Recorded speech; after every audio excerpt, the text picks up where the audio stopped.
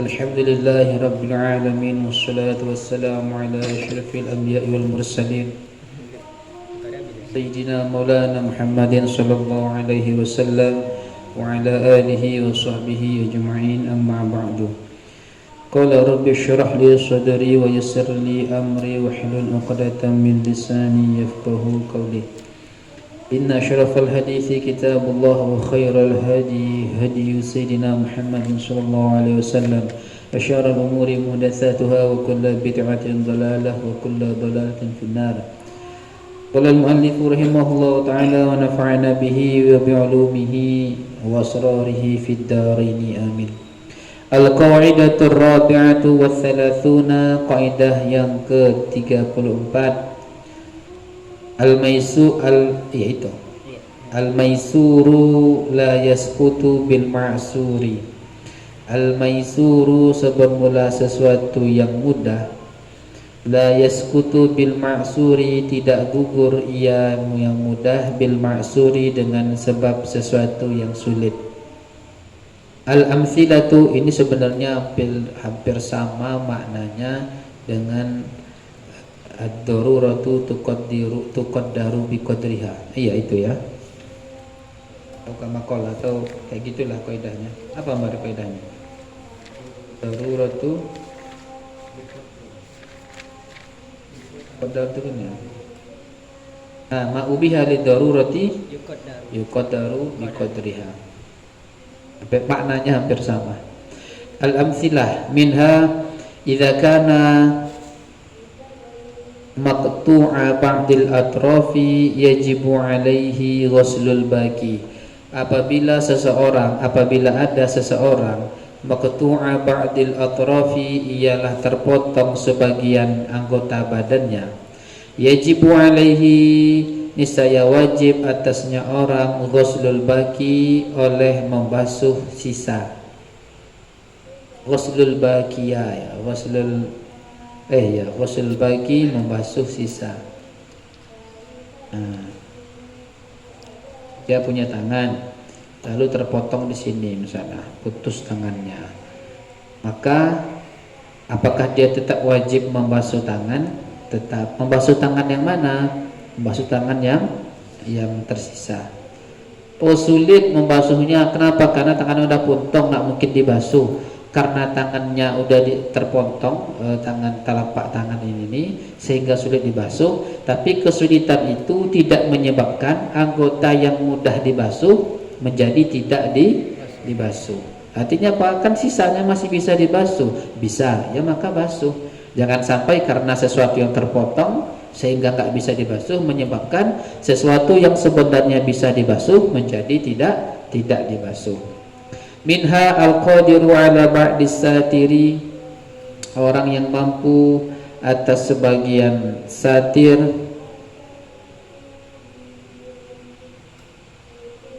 Ini tulisannya salah ini, tapi saya nggak tahu mana yang benar, apa yang benar. Atau ada yang tahu gila?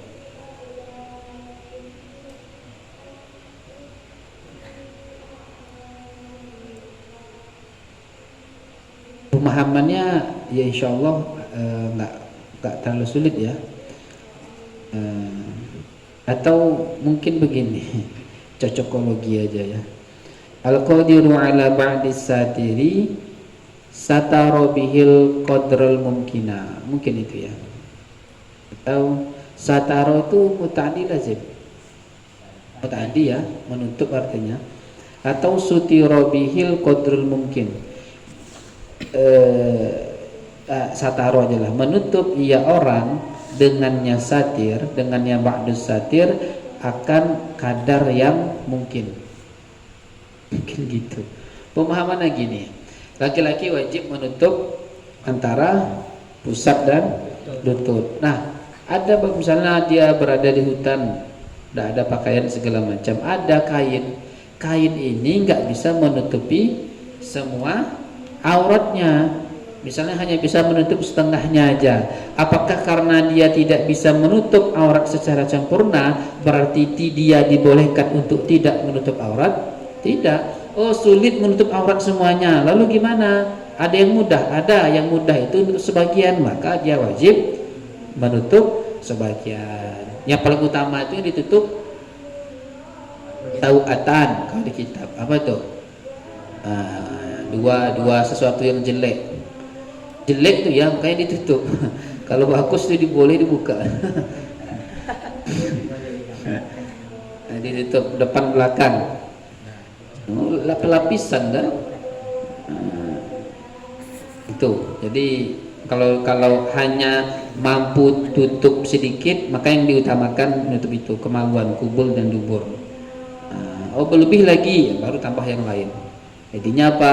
Jangan sampai karena kain yang dipunya itu sedikit tidak bisa menutup aurat secara sempurna, maka kita beranggapan berarti kalau begini saya tidak lagi wajib menutup aurat. Tidak seperti itu. Artinya apa? Mampu sebisanya. Saya yang mampu menutup setengah aurat saat gimana? Silakan. Ini dalam arti karena nggak mampu dengan arti nggak punya penutup ya. Beda, saya masih belum mampu saat iman saya menutup aurat semuanya. Mungkin saya hanya bisa menutup aurat cewek nih misalkan, saya belum mampu pakai jilbab, belum mampu pakai masih baju pakai segini. Enggak apa-apa, al-maisuru la yasqutu bil ma'sur. Itu salah tuh. Ar-rukhsu la itu maksiat, itu enggak ada dapat keringan dan rukhsah. Lo katanya ini enggak mampu itu memang enggak bisa. Kayak tadi hanya pakaian apa saja tidak bisa. Ini kan punya kamu baju lain, punya set. Nah, kalau punya tidak boleh. Tidak punya set yang kebetulan pula baju yang punya ini baju kayak gini nih, baju-baju yang ketiaknya nampak. Astagfirullahaladzim.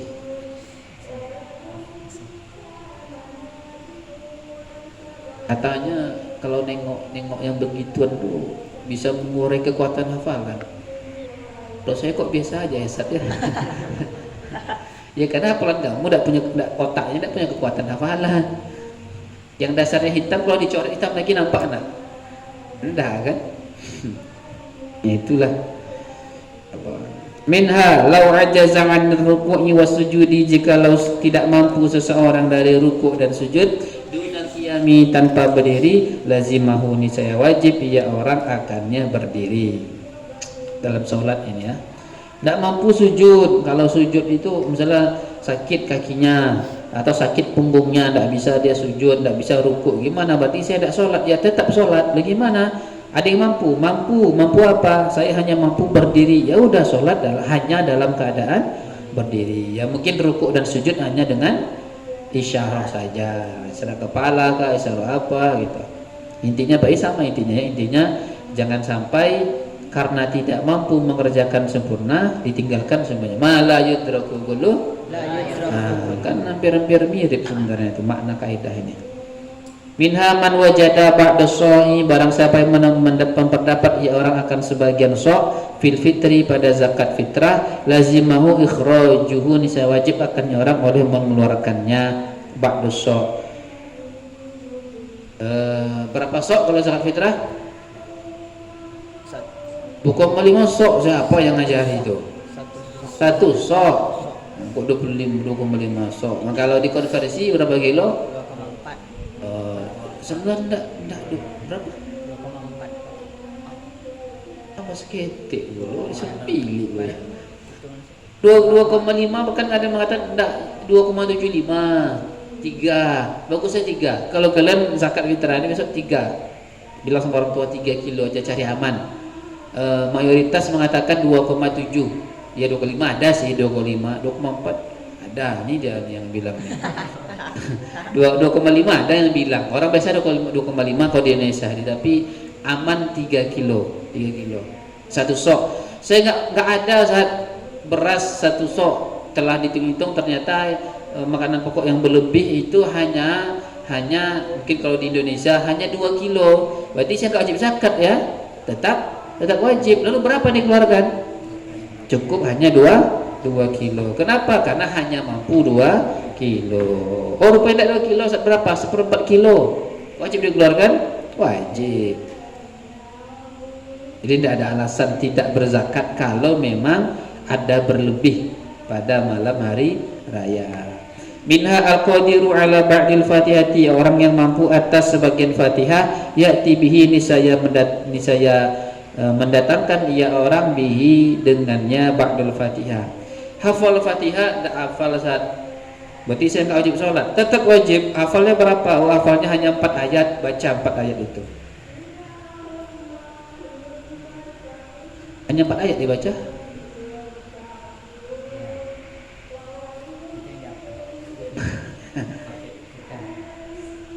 Apa? Pakai Quran.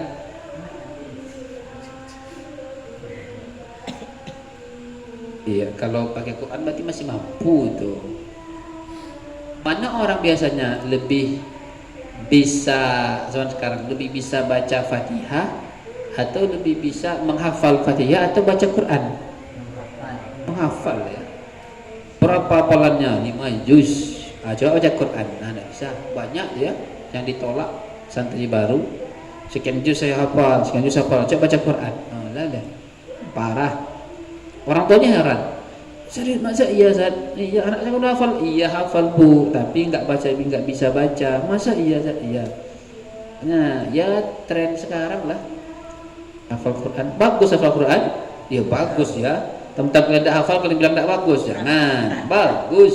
Cuman jangan sampai karena menghafal Quran misalnya tolabul ilmi mencari ilmu ditinggalkan, tidak mau lagi tafaqquh mendalami ilmu agama segala macam, tidak mengamalkan, tidak memahami isi Quran, itu ya baru salah itu ya. Minimal kayak Gus Baha jadilah mufassirul fuqaha wa faqihul mufassirin kata orang. Keren. Mufassirnya fuqaha dan fuqaha yang mufassir.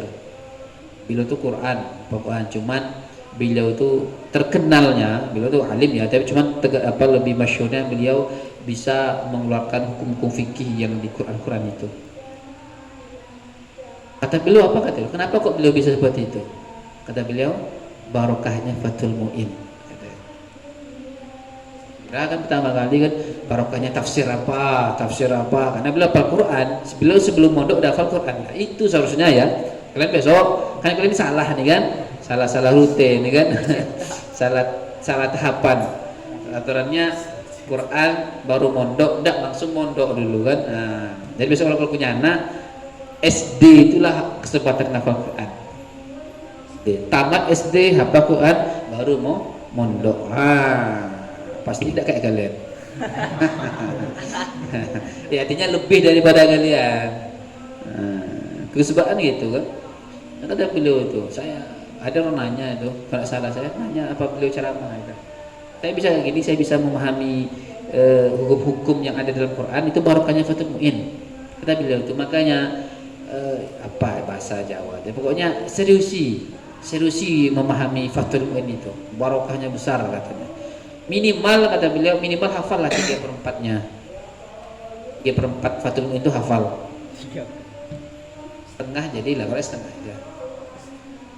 Hafal ya, bukan baca ya, tepat ahli dah. Mana kan? Sebenarnya enggak terlalu sulit sebenarnya sih. Sering kalian ulang, udahlah selesai itu. Hafal, saya yakin hafal. Minta kan masuk jam 9 kurang 5 baru buka halaman berapa, bahkan di kelas baru halaman berapa tanya. Mana kan mau bisa Fathul Mu'in, apalagi kalau kalian hafal mahali, wah Masya Allah mantap.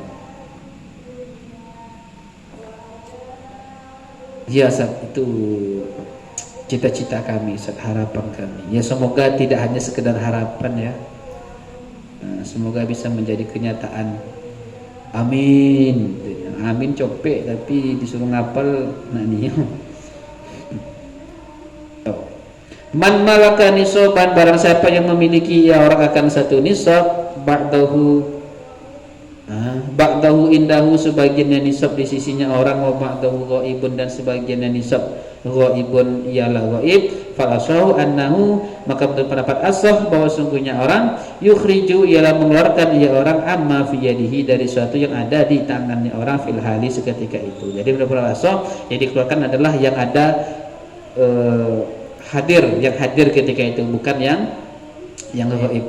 Minha naqal al-iraqiyuna, menukil oleh ulama Irak an-Nasin li Syafi'i, dari Nas Imam Syafi'i rahimahullahu taala, annal akhrasa, bahwa sungguhnya orang yang bisu, yalzamuhu ialah wajib akannya akhras, ayyuharrika lisanahu, bahwa menggerak-gerakkan ia akhras akan lidahnya akhras, badlan antahrikihi, sebagai ganti dari menggerakkannya akhras, iyahu akannya lidah, bil qiraati dengan membaca, kal imai sebagaimana memberi isyarat, bir ruku'i was sujudi dengan rukuk dan sujud.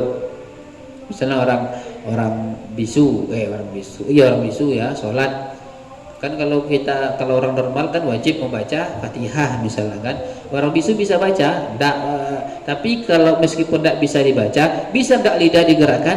Bisa kan? Gerakkan lidah kayak baca Fatihah. Ya misalnya meskipun tidak, orang bisu itu bisa mengangkat suara. Bisa ya, ada suaranya. Yang nggak bisa mungkin ngomong ya. Jadi gitulah. Yang penting jangan lidah bisa gerak, lidah tapi diam aja, model silent, tanpa hening, hanya mau digetar aja. Jadi harus, kalau dinukil oleh ulama Arab itu harus menggerakkan lidah, sama seperti apa lagi selain sholat adalah ya. Kalau wajib qabul gimana?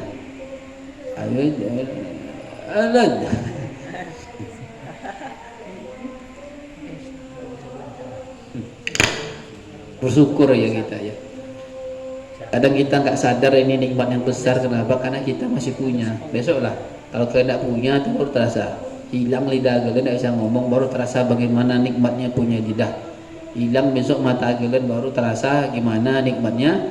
Hilang besok lubang hidung, baru terasa nikmatnya punya lubang hidung. Kadang nanya, kok dulu ya apa salah C aja seadanya. Kalau untuk udara apa salahnya 3 katanya.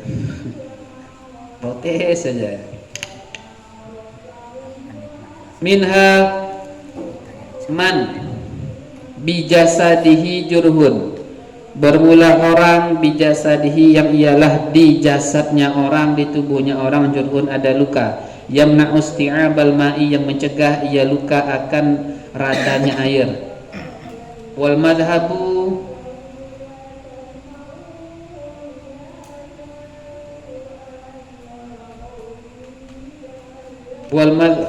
kayaknya nih nggak sesuai susunannya, kok ada waw, seharusnya fa. Wallahu alam, nggak usah lah, saya takut salah juga masalahnya nih. Wal madhabu itu aja lah kondak. Sementara sebermula madhab al-qat'u, wal madhabu dan sebermula madhab al-qat'u ialah memastikan biwujubi ghusli sahihi, dengan kewajiban membasuh anggota yang sehat, ma'atayamumi bersama tayamum, anil jarihi dari yang luka. Menurut ada apa namanya, anggota badan, tangan luka di sini, bakar, luka bakar misalnya, nampak tulangnya, tidak boleh kena air.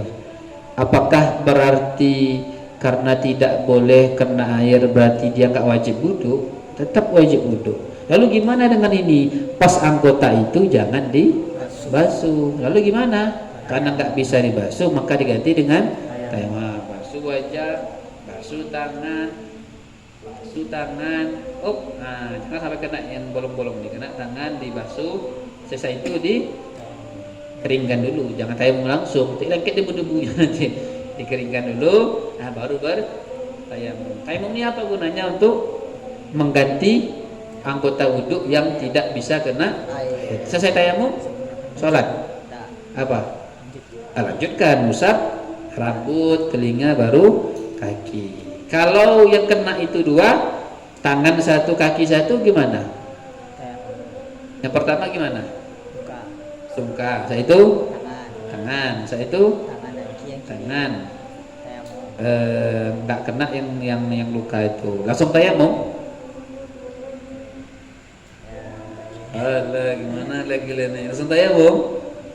Iya. Ingat tayamum untuk mengganti ini. Ini kapan kalian basuh? Setelah musab kepala? Enggak kan? Karena akan membasuh ini tapi tidak mampu, ganti dengan tayamum. Selesai tayamum, musab kepala. Selesai kepala, kaki. Oh iya telinga. Iyalah. Sunnah saja. Oke. Telinga. Selesai itu Kaki kanan. Hah? Kaki kanan. Oh kaki kanan. Kok tangan pula dengar? Kaki kanan. Saya itu kaki kiri. Yang lukanya gimana? Kok dibasuh pula? Nah yang dibusa yang diluka tak dibasuh, terus ganti dengan tayamum. 3 yang anggota badan yang kena luka 3 kali tayamum. Salah 3, 1 sini, 1 sini, 1 di kaki, 3 kali tayamum berarti. Nah itu. Faedahnya apa? Al maisuru la yasqutu bil ma'sur. Kenapa kok enggak tayamum aja semuanya? Enggak usah basuh misalnya. Enggak boleh. Kenapa enggak boleh? Karena membasuh anggota lain selain yang sakit itu masih bisa. Masih bisa. Karena masih bisa maka wajib dibasuh. Gitu cara logika pikirnya. Jangan langsung main tangga kita logikanya. Qala Allah Ta'ala wa takum minkum ummatun yad'una ilal khairi wa ya'muruna bil ma'rufi wa yanhauna 'anil munkari. Dan hendaklah ada di antara kalian ummatun segolongan kelompok orang, sekelompok umat yad'una ilal khairi yang mengajak mereka kepada kebaikan, wa ya'muruna bil ma'rufi dan memerintahkan mereka dengan yang ma'ruf, wa yanhauna 'anil munkar dan melarang mereka dari yang munkar. Al-qaidatul khamisatu wa thalasun, inilah salah satu kaidah